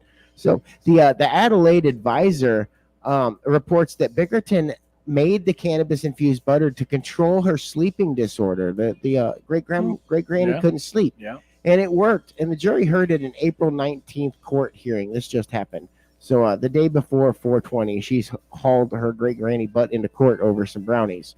So Bickerton says she was halfway asleep. Apparently they were working. When her unnamed teen grandson asked if he could use some of the can of butter. Now, she said, quote, still in a state of tiredness, and unfortunately, she said, go for it. Just make sure you clean up afterwards. So she was really worried about the cleanliness of the kitchen, which I think all of our grannies usually were. But she did, her lawyer said in court that she did say, go ahead, as long as you clean up afterwards. Now, police responded to the incident and arrived at Bickerton's home in the weeks after. She admitted that she still had 3 bags of can of butter in her freezer and 2 bongs. Those are immediately seized. They grabbed the butter and both the great-granny's bongs. That's a bummer. Magistrate Justin Wickens was not impressed with the defense. The judge wasn't. That's what they call the judges there. He's a magistrate. I don't know if that means he does magic or not. I don't know what a magic straight is. But I'm just kidding. So saying that, and when I make jokes, Steve, you're part of the show. You have to laugh at them. Otherwise, I am laughing. The people don't know that my jokes are funny. Laughing? If they're not laughing, they only laugh for this. You're like the laugh thing on the old TV shows. It would say laugh or applaud. Yeah. I need When a little Steve- sign. When Steve laughs, everyone Yeah. laughs. You know, Just kidding. Like we said, we did medicate right before we jump back on. He wasn't impressed. It says here a quote from him. The magician Justin Wickens, the magistrate, said, "Police became aware of an allegation that a student was selling cupcakes." Now he was selling the cupcakes, by the way, not just giving them out. He was making some bread here. Laced well, it with was probably for a fundraiser. a fundraiser, yeah, something like that. They were laced with cannabis and presented at the sick. There were students that were presented at the sick bay to play the sick bay. That's like Star Trek. Like I don't know what kind of schools they have in Australia, but anyway, they were presented at the sick bay displaying symptoms consistent with cannabis consumption. Justin Wickens said police spoke to 2 students who disclosed that another student was providing the cannabis-laced cakes. They still haven't told us whether or not this kid intentionally knew. I don't know if he knew it was canna butter. Maybe he did. I don't know. So my question is, Yeah. did they actually get any of these cupcakes and have them analyzed to prove that there was really cannabis in them? Or are they just going by what the kid said? Because Relax, their attorney Steve. Okay, we're not. We don't have to defend him quite yet, but I don't know. I'm certain. Thanks. Thanks for the attorney Steve joke. Really worked. Bickerton did have to plead guilty, so great granny did get hauled into court. She pleaded guilty on April 19th to 1 count of supplying or administering a controlled substance to a child before the court. The great grandmother was sentenced on Thursday. She faced a jail sentence of 3.5 years for these cupcakes, though. So behind that, but they said that she was the years were dropped in favor of pleading guilty, and she got a good behavior bond.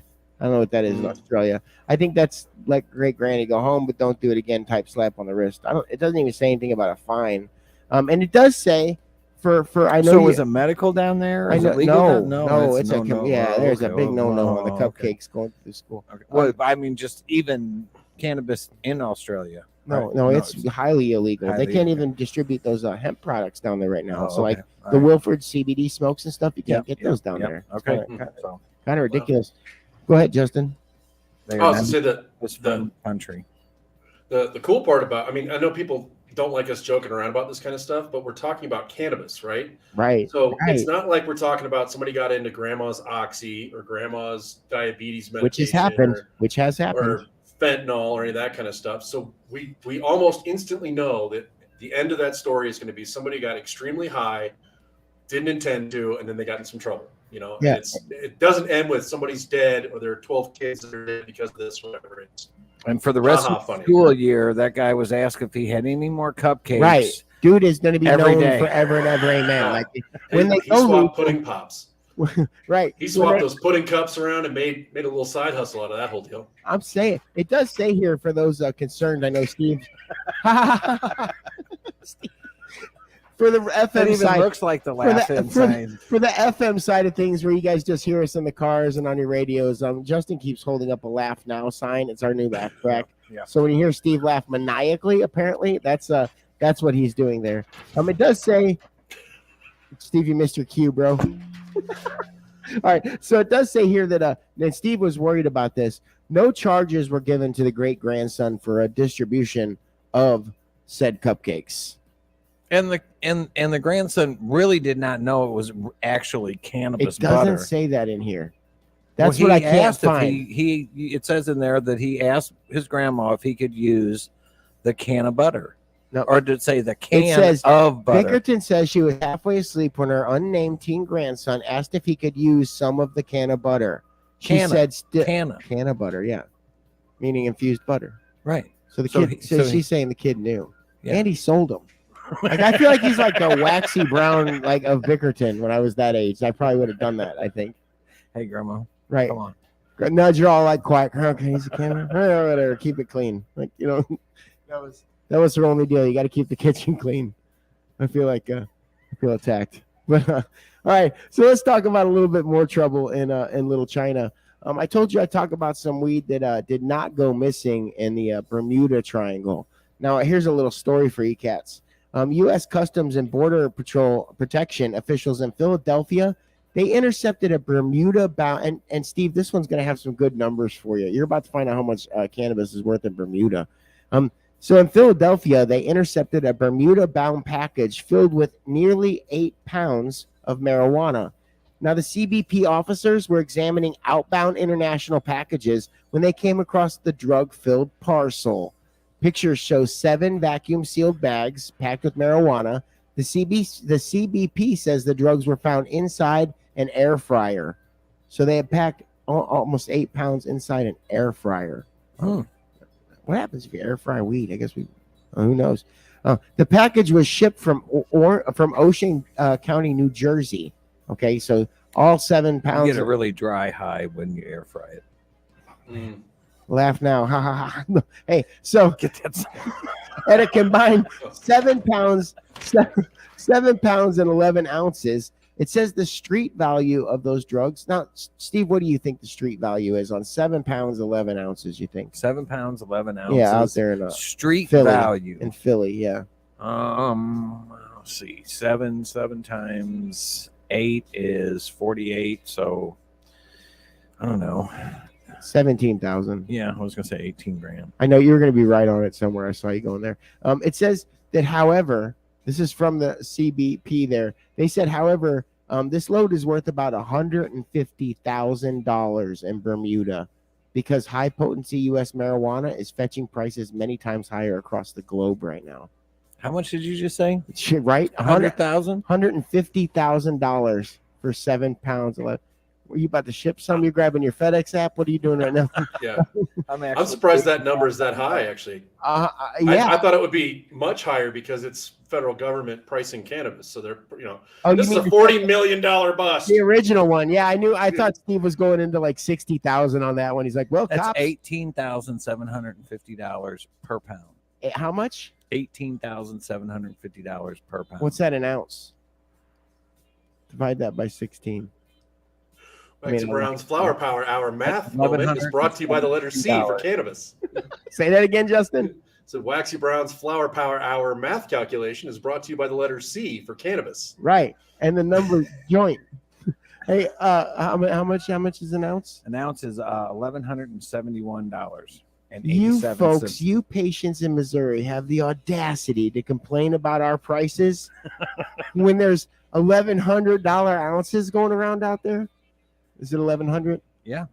And you can go missing at any time. Yeah, that's true too. Like, it's not safe to buy cannabis there on the black market, I'm sure. What do you got there? Are you doing per gram? No.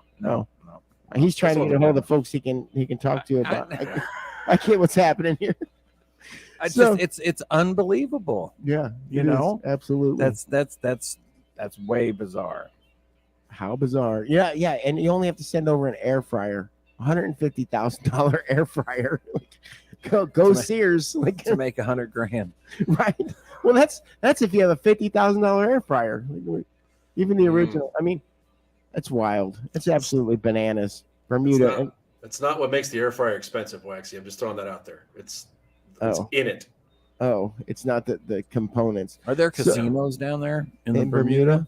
I'm scared. Like, is the price of it because most of it goes missing on the way there through the angle? I don't know why. Like, I don't understand. It's actually a black hole that's down there. Is it? Yeah, like they in had space? it on, they had it on the unexplained. Elon Musk is in control of it. Yep, the Bermuda Triangle, right? Right. Okay. All right. It's turned into a dodecahedron lately, though, because of COVID. All right, so when we get back, we are going to have one more Courage and Cannabis. Are we ready for a break, Steve? Sure, we can do a break. Okay, yeah. We're going to catch a break, and when we get back, we've got Natasha Andrews. So we'll talk at you right when we get back, and then we'll dive into that interview. And then I got a few other little things I want to talk about, including psychosis and Santana after that. So you guys are listening to Waxy Brown's Flower Power Hour, brought to you live from the Robust Cannabis Studios right here at K-Kid 92.9.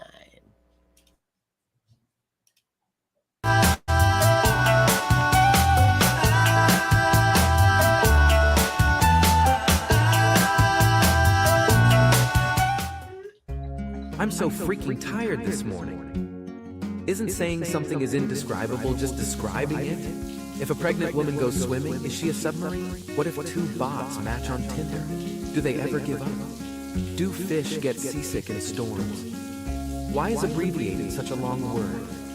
If a kid refuses to sleep during nap time, are they guilty of resisting arrest?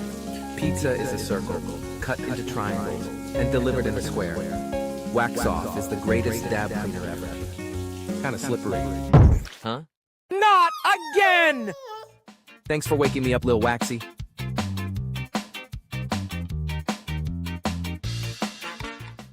Here we have a prime example of a macaque. His name is Marcus. This particular macaque is bored. He's tired of the same old concert experience. Us too, little buddy. Well, you're in luck, Marcus. Introducing Captain Crossfade. A blend of THCV and CBC, this drink is the life of the party. Energy and focus, as well as an, enhanced experience with other consumables. Marcus is now ready to party all night long. Look at him go. Brought to you by Waxy Brown. Chess is the perfect metaphor for business. You have to consider every angle before you move. You and your opponent have the same rules to follow. Not now, Michelle. I'm recording this ad right now. No, I didn't pick up that cheese you like. Well, I didn't see it when I was at the store. What is that in your hand? Oh, this is that fire concentrate we got the other day? Hell yes, I'll do a dab with you. Why didn't you just say that?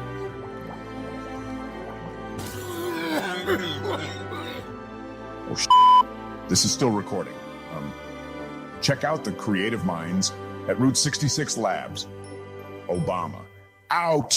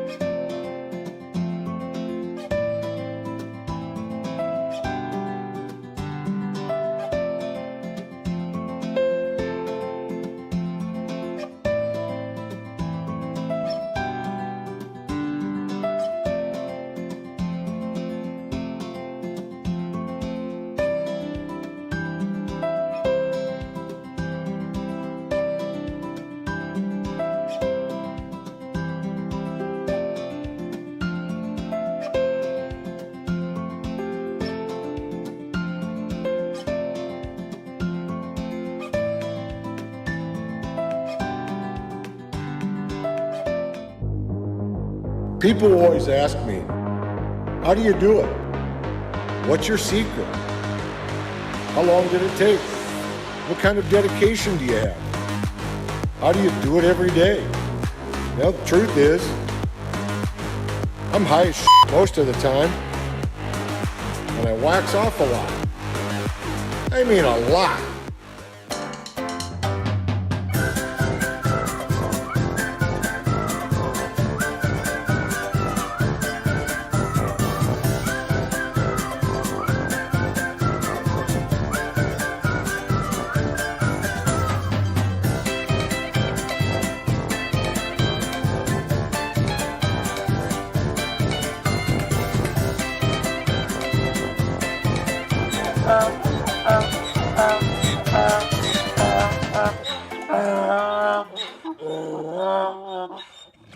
At BesaMe Wellness, we're all about supporting the health and well-being of our community. With a wide selection of locally curated medical marijuana products, we'll help find what works best for you. Don't have a card? Let us help navigate the application process. And if you can't make it to one of our 5 convenient locations, we'll even deliver to your door. Visit us in-store or online at besamewellness.com. Here we have a prime example of a macaque. His name is Marcus. This particular macaque is bored. He's tired of the same old concert experience. Us too, little buddy. Well, you're in luck, Marcus. Introducing Captain Crossfade, a blend of THCV and CBC. This drink is the life of the party. Energy and focus, as well as an, enhanced experience with other consumables. Marcus is now ready to party all night long. Look at him go. Brought to you by Waxy Brown.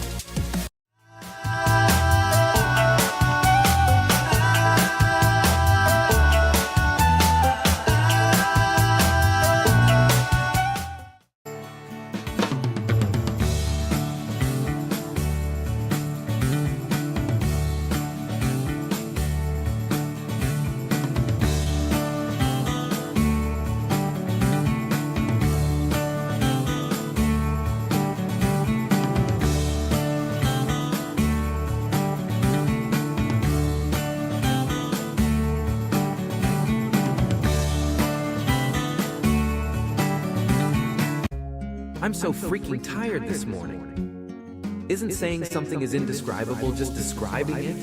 If a pregnant woman goes swimming, is she a submarine? What if two bots match on Tinder? Do they ever give up? Do fish get seasick in storms? Why is abbreviated such a long word?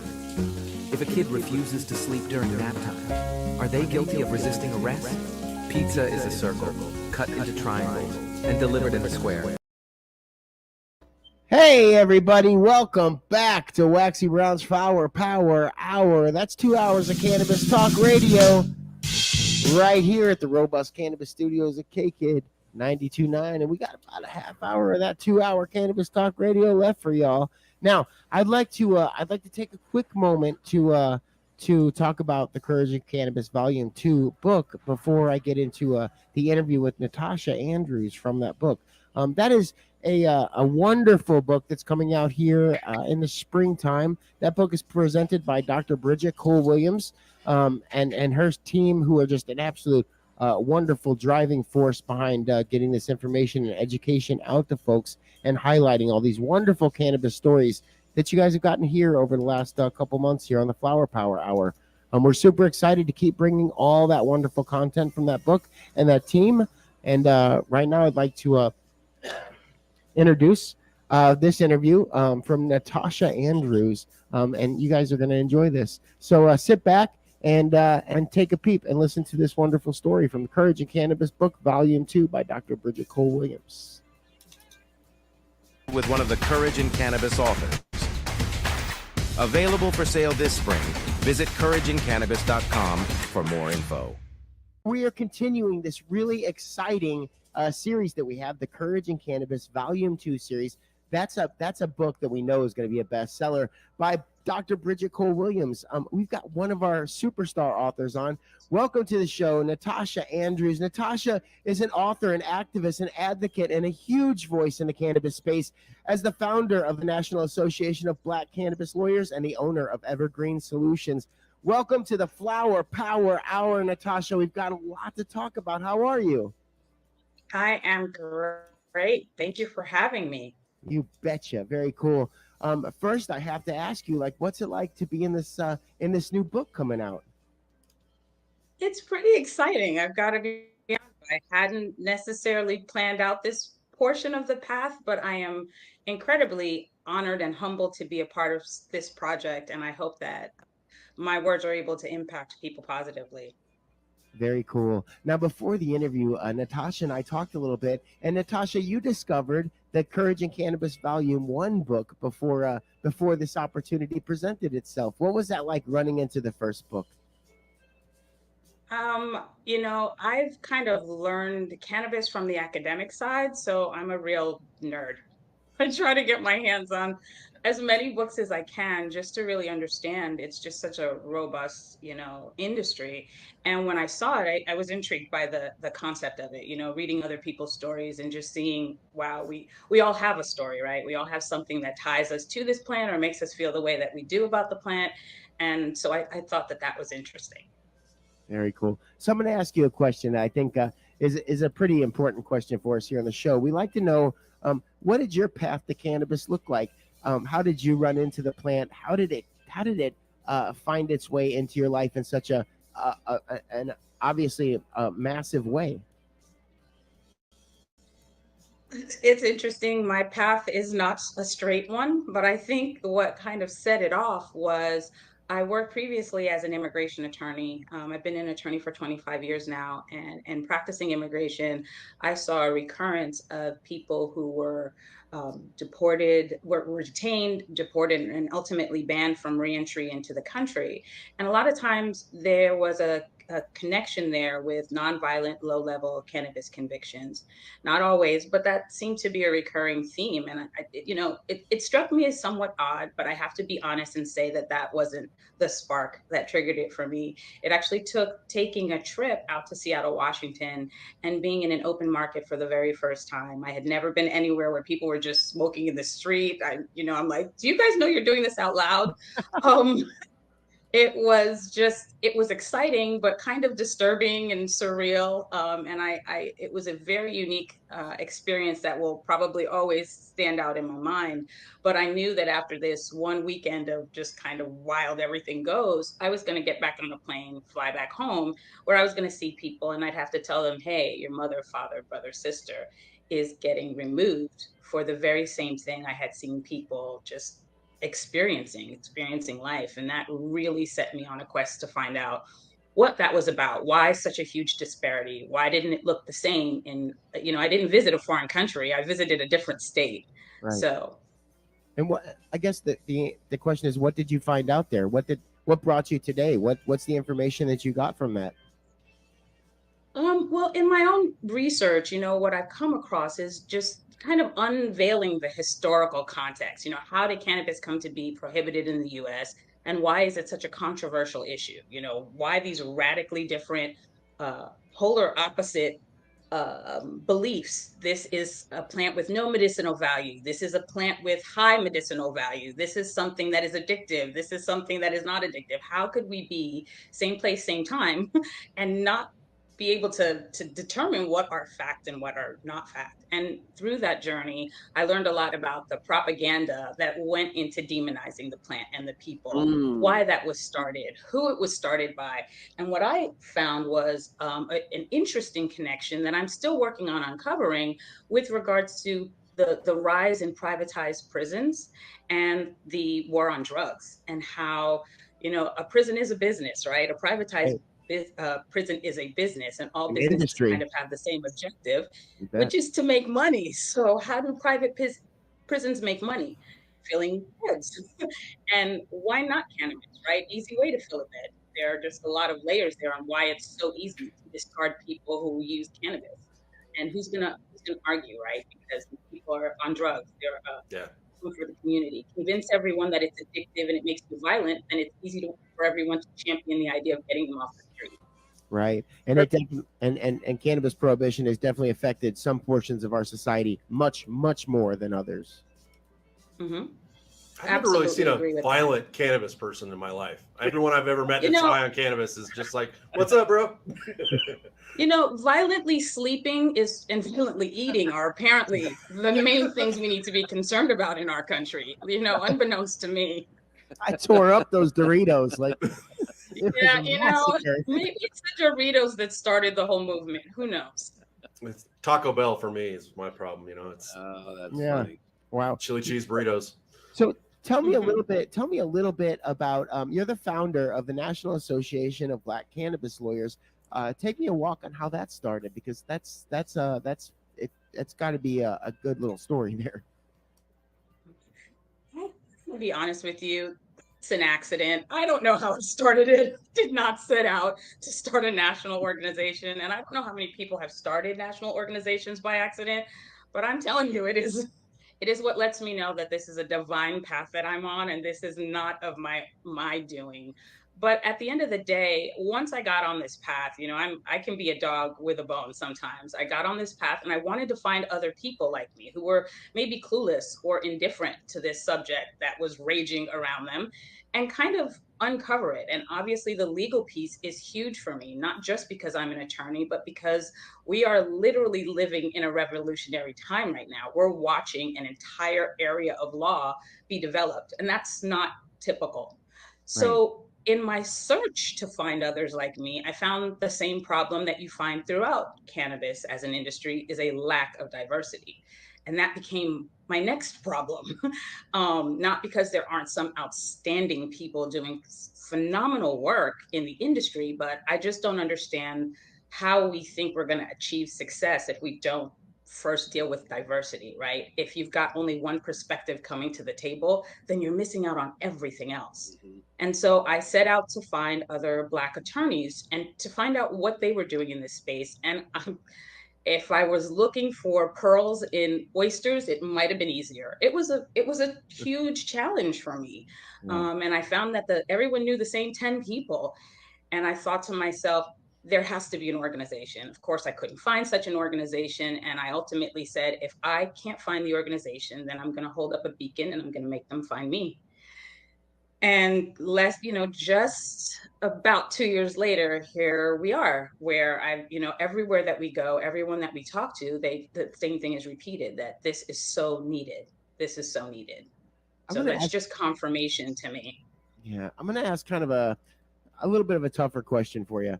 And Sure. I'm curious. So do you think that, and I obviously there's a lot of things in play here, but do you think that part of the problem that we're facing with the cannabis space in the United States of America, do you think part of that is the rollout of legalization itself, being that we're in 50 states, 50 different markets, 50 different communities trying to figure out what's the right path?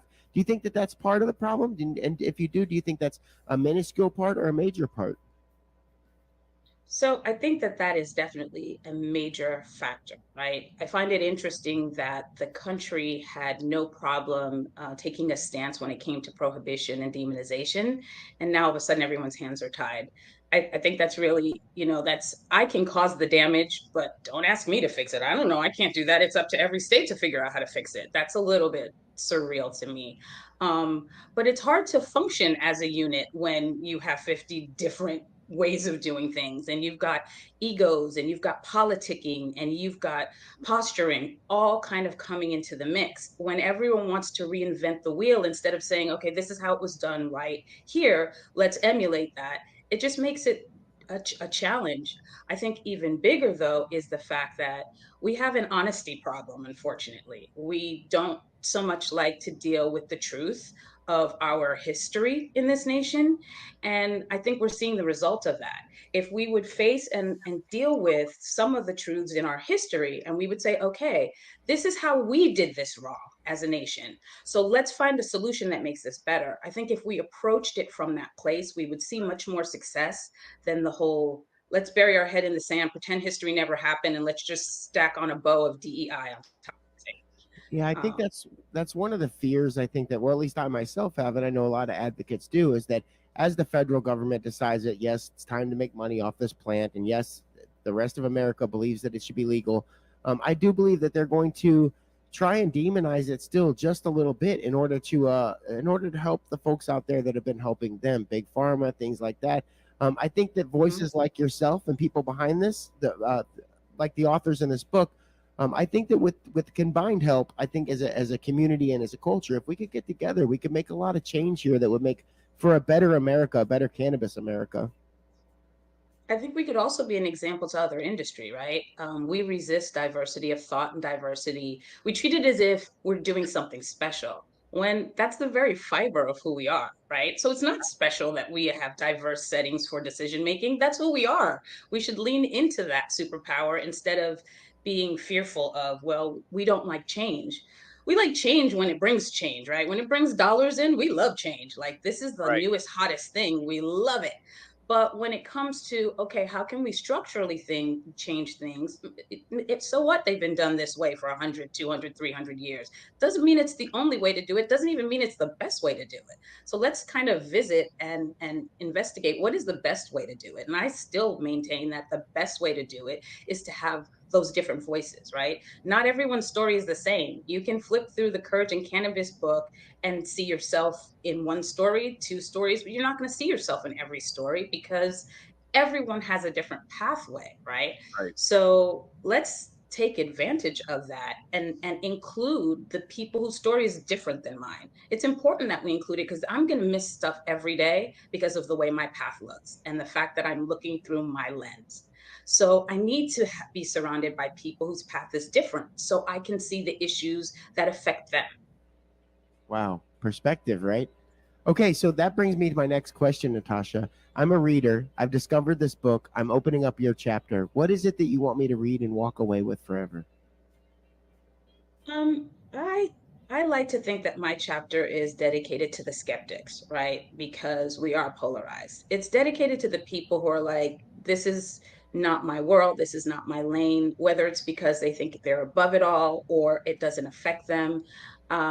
It doesn't affect you until it does, and none of us knows when it will. You may not have chosen to partake and participate in the realm of cannabis, but you might find yourself or a loved one in the unfortunate position of dealing with an illness. And guess what? All of a sudden, that very thing that you were quick to demonize based on no fact at all, just based on propaganda, all of a sudden you're a champion. And we hear that all the time. It somewhat makes my skin crawl when I hear politicians do it. I mean, I'm glad they finally get around to it. But my thought is it was important before it was important to you. So just recognize that and approach it with the humility of there are people for whom this is important, even if that person isn't you. And be glad that by the grace of God, it doesn't affect you, but you never know when that knock is going to come on the door. So just open your mind to what it is and be ready to let go of the misinformation we've all been given over the past 50 years or so. Wow, you know, it sounds astounding coming from you, but it's simple and it should be here and should be in our arms. So what a wild conversation. Natasha, we really appreciate you coming on and Absolutely. and being here with us today. Before you take off, tell me a little bit about Evergreen Solutions. Sure. That's where I thought I was starting in all of this. And so it's a consultancy firm. Again, it was born out of I kind of got burned out from immigration. I was trying to figure out what was next. And in my pursuit, I had lots of people in lots of states who started reaching out to me. I've lived in a lot of places in this country. And so it was mostly friends whose states were becoming legalized. And all of a sudden they're like, hey, can you help me with this application? Hey, can you help me with this process? And I'm like, you can't go to your chiropractor and ask him to give you dental advice just because they're both doctors. So yeah, I don't know anything about this cannabis space, but I decided, you know what, I'm an attorney. I can read through these documents and figure out, what they're asking for here. And that led to me starting a consultancy firm. Wow. And so I help people who want to get into the industry understand the hieroglyphics that are the laws that are being written in a lot of these states. It's a minefield. You have no idea what you're walking into, and especially when we're talking about 50 states and 50 different markets like that. Wow. All right, Natasha, thank you so much for coming on the show. And also congratulations for being in this new book, Courage in Cannabis, Volume 2 by Dr. Bridget Cole Williams. It's going to be out in the spring. It's going to be a lot of fun to pick this up. Natasha, after this book comes out, we'd love to have you back on to talk about some of these issues that I know are super important to you and super important to every one of our listeners. Natasha, thank you so much for coming on this program with us. Thank you. And I'd love to come back. Can't wait to do it again. Awesome stuff. Have a great day. Well, that's another one of those Courage in Cannabis Volume 2 interviews, guys. We are loving these. When we get back, we're going to cover all kinds of great new stuff happening right here in Missouri. You guys are listening to Waxy Brown's Flower Power Hour, brought to you live from the Robust Cannabis Studios at K-Kid 92.9. Hey, everybody. Welcome back to Waxy Brown's Flower Power Hour, brought to you live from the Robust Cannabis Studios at K-Kid 92.9. Hey, Steve. Can you hear me? I can hear you. Oh, I You're just want good. to tell you, thank you for putting us on, man. You got Thanks for having the first Cannabis Talk radio show at KKID 92.9. Anytime. We appreciate you, man. Justin, we got you there too? Maybe. Okay. All right, cool. I want to make sure I couldn't see the screen because Steve has to go to all these different deals whenever he's working the songs and stuff. I can't see us, so I wasn't sure if you were there or not. I feel so much better now that I know you're there, Justin. Thank you. Oddly creepy. I'm just kidding. Hey, so check this out. Before I get into this next bit here, well, first off, I want to say what a great interview from Natasha Andrews. Right, the Courage in Cannabis book is going to be wild. I want you guys to make sure that you make sure you tune into the show and watch out because we're going to be able to give you where to get that book as soon as it drops. And I want you guys to run out and support all these folks in that book. It's a really important project out there. All right, so I want to talk about some things here. Stop it, Justin. Justin's flipping the screen around. You guys got what happened to you two? You're like playing with your food here. You're like two kids at the dinner table playing with the peas. I don't like it. Just kidding. It's fine. So before I go any further, obviously from the way the show's been going, you guys can tell that we're not doctors. Okay, we're not medical doctor. There's no Dr. Steve Wheeler and no Dr. Waxy Brown, and Justin certainly doesn't qualify. I'm just kidding. But I do want to talk about a medical thing that's happening out there that I'm seeing. What are you doing now, Steve? You're just playing around with the cameras. Okay. All right. So you guys, you're seeing a lot of news out there. I saw it on Fox News. I saw it on another spot where folks are talking about cannabis and psychosis. So I want to read a little article I found for you. Some health professionals have expressed concerns that exposure to highly potent cannabis products may trigger psychotic-like symptoms in certain consumers, particularly young males. Such claims are hardly new. Now what they're saying is that cannabis causes psychosis or can make it worse. And I want to read this next line to you. Such claims are hardly new. In fact, allegations that cannabis smoking causes, quote, incurable insanity in certain users was widely promoted throughout the 1920s and the 1930s, eventually influencing Congress to impose a blanket ban on the substance in 1937.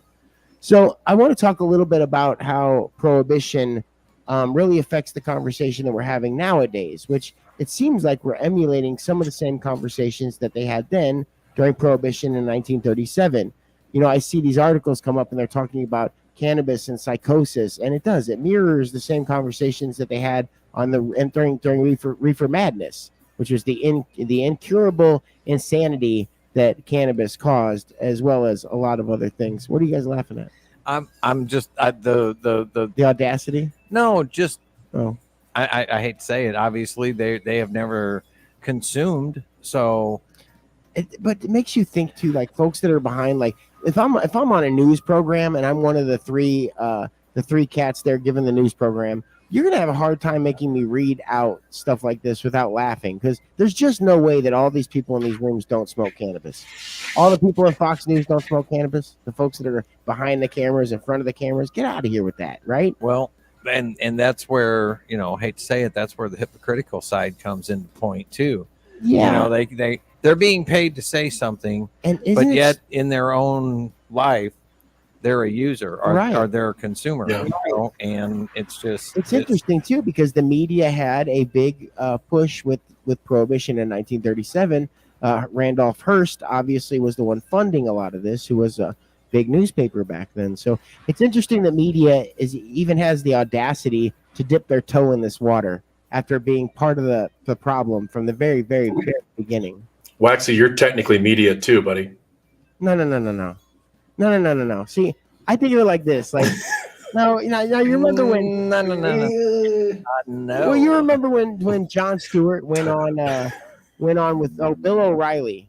Jon Stewart went on Bill O'Reilly, and Bill O'Reilly started just berating him about, you know, you and this and that. And Jon Stewart said, you know, the difference between me and you is your news. I'm a comedian. Now, I'm not saying I'm a comedian, but I'm certainly not the guy that you need to run to get all your facts without the stoner touch to it, for sure. But I think it's interesting that history is repeating itself with Prohibition here.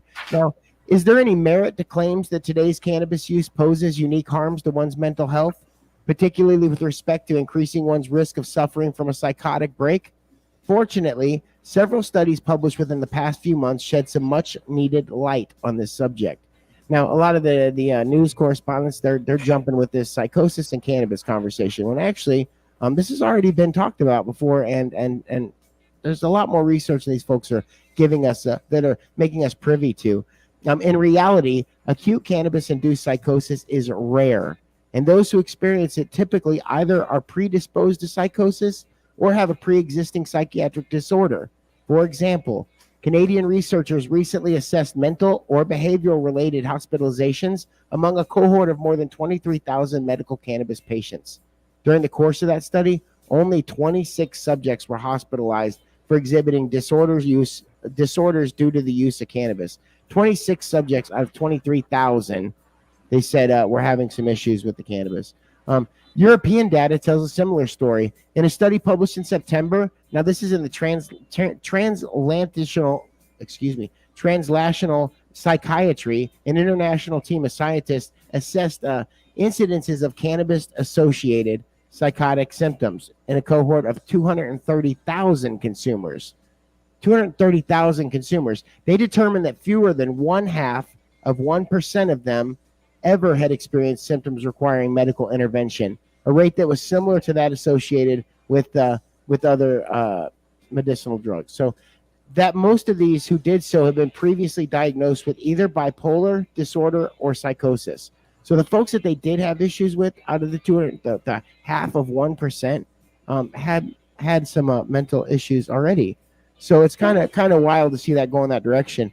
So I got some data from Canada too on the same thing. Canada legalized cannabis for adults in 2018. In the ensuing years, investigators had failed to identify, quote, any evidence of significant changes in cannabis-induced psychosis or schizophrenia in emergency department presentations. That means on the front line, right, in the hospital, according to a study published recently in the over the last 5 years. Yeah, in the Canadian Journal of Psychiatry. See, I mean, let's take what's happening currently, not what was happening back in 1920 and 1930, because of the prohibition drive, I guess. It was a campaign, right? It was. That's exactly right. You betcha. And they had no research behind it to prove any of it, other than just what they wanted people to believe. That's what cannabis would do to you. Right. Justin, any thoughts? Yeah, I mean, I'm somebody that went from wake and bake smoking every day in college, pretty much, which led to why I didn't graduate from that school. But and then got into corporate America. So I'm getting back into it. So my tolerance is super low right now, relatively speaking. But I know what it feels like. The Cannabis Talk radio show. I know, and he's got a low tolerance. But I know what it's like to be really, really high. So like I got back from Roswell with some live resin one time. First time I'd had a chance to smoke like freshly pressed live resin. And I hit a point that if I didn't know that I was going to be okay, I probably would have called 911 or had a panic attack. Okay. Like, because it's something where I just was beyond couch locked. I was like, that's it. I live here now. I'm on the floor of my bathroom. I'm not getting up. People are going to find me like this. This is why we clean our bathroom floors, bro. I know. I mean, it was bad and it was a little scary, but at the same time, in my own head, I'm like, I'm going to be fine. I'm going to sleep like a rock. I'll wake up tomorrow. The world will be fine. But I wonder how many of those psychosis episodes were people that just hit just a notch over that click and were just like, this is way out of control. When if they would have given it some time or, had a snack or something like that, could have brought it back to reality. Close your eyes for 20 minutes, and a snack. I still want that snack. Yeah. Well, sweet little nap. And it's interesting too, because they've been harping on it pretty hard over the last couple of days with the psychosis stuff. But you know what I didn't hear Fox talk about? I didn't hear this part. Here's a new study. Consistent marijuana use is associated with improved cognitive and reduced pain among cancer patients and people receiving chemotherapy, according to a brand new study. While cannabis produces intoxicating effects and that initial high can temporarily impair cognition, patients who use marijuana products from a state-licensed dispensary over 2 weeks actually started reporting clearer thinking, the study from the University of Colorado found. And that's during while you're having chemo. Right. Clear thinking isn't something that's associated with chemotherapy, obviously. The findings of the study, published in the journal Exploration in Medicine late last month, were surprising, researcher Angela Bryant, a cancer survivor herself, said in a press release. She said, quote, "We thought we might see some problems with cognitive function, but people actually felt like they were thinking more clearly. It was a surprise." Also, the 25 participants in the study said they were sleeping better and experienced lower amounts of pain associated with their cancer symptoms or chemotherapy side effects. The study is notable for another reason. Patients took a diversity of edible cannabis products that they individually picked out at the Colorado dispensaries. That included tinctures, baked goods, gummies, and other edibles. That's what I was going to ask. Did they actually smoke it or did they just eat it? You know, was it an edible? Just like you said, you just described it. Yeah, so I thought you were pointing at me because I was out of time. I panicked for a second. I needed a gummy.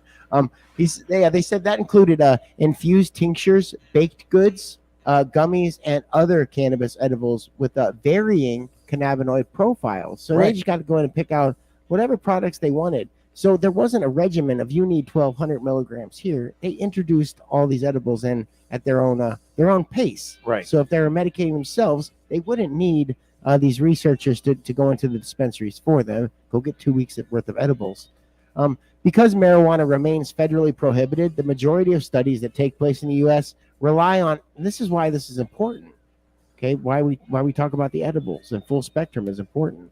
All these studies, they rely on either pharmaceutical grade cannabis medicines like dronabinol or a standardized marijuana grown in a federally authorized source, which tends to be low THC and lacking in other cannabinoids. Now say that again. It's grown where? So it's grown by the government. So it says there's standardized marijuana that's grown at a federally authorized source, which isn't that's not my plug. It's down in Mississippi, and they've got it dialed into like a staunch 12% THC, from what I understand. It's one strain, and that's it. It's terrible. Yeah, that is true. And like you can't fight any kind of ailment with one strain. That's not how cannabinoids work. So the federal government's growing marijuana and selling it. See, you're still stuck on that. We actually have covered that on the show before. It's not even good weed, so it's that government weed. You don't want it. It's like government cheese. Okay. It's what is it called? They had a name for it. It was G13. It was G13 was the strain. No, it's a brick with a white package. It just says weed on it, right? Yeah, with little plastic sinewy things in it, and it came out of a spare tire. Yeah, but it's very interesting to see that they're doing these studies now with. So the federal government is growing weed. Yes. Welcome to 3 minutes ago, Steve. Yes. But I think it's important. The most important thing that I walked away from with that was not that the government was selling the weed, Steve. The federal government. The federal government can't get over. The federal government is selling. The CIA and the DEA have the THC. Why have they not legalized it if they're growing it? I mean, they're okay because they haven't figured out how to own the market yet. But I want to say before we close out, that's the important because their part, weed is trash. But let me finish my thought. Their weed is trash. It's going. Okay, full spectrum edibles are going to do a lot better than government weed. Here. That's all I had to say about it. Folks, it's been a great show. We had Mary Johnson as well as Natasha Andrews from Courage and Cannabis on the show. We talked a lot about all kinds of great things, including what this Missouri industry is doing. Folks, it's been a great show. How much time do I got? 10 seconds. You guys are listening to Waxy Brown's Flower Power Hour, brought to you live from the Robust Cannabis Studios at K-Kid 92.9, produced by our friends at Route 66. We'll catch you guys next week. Justin, love you, brother. See you guys. You are listening to KKID, Salem Rolla.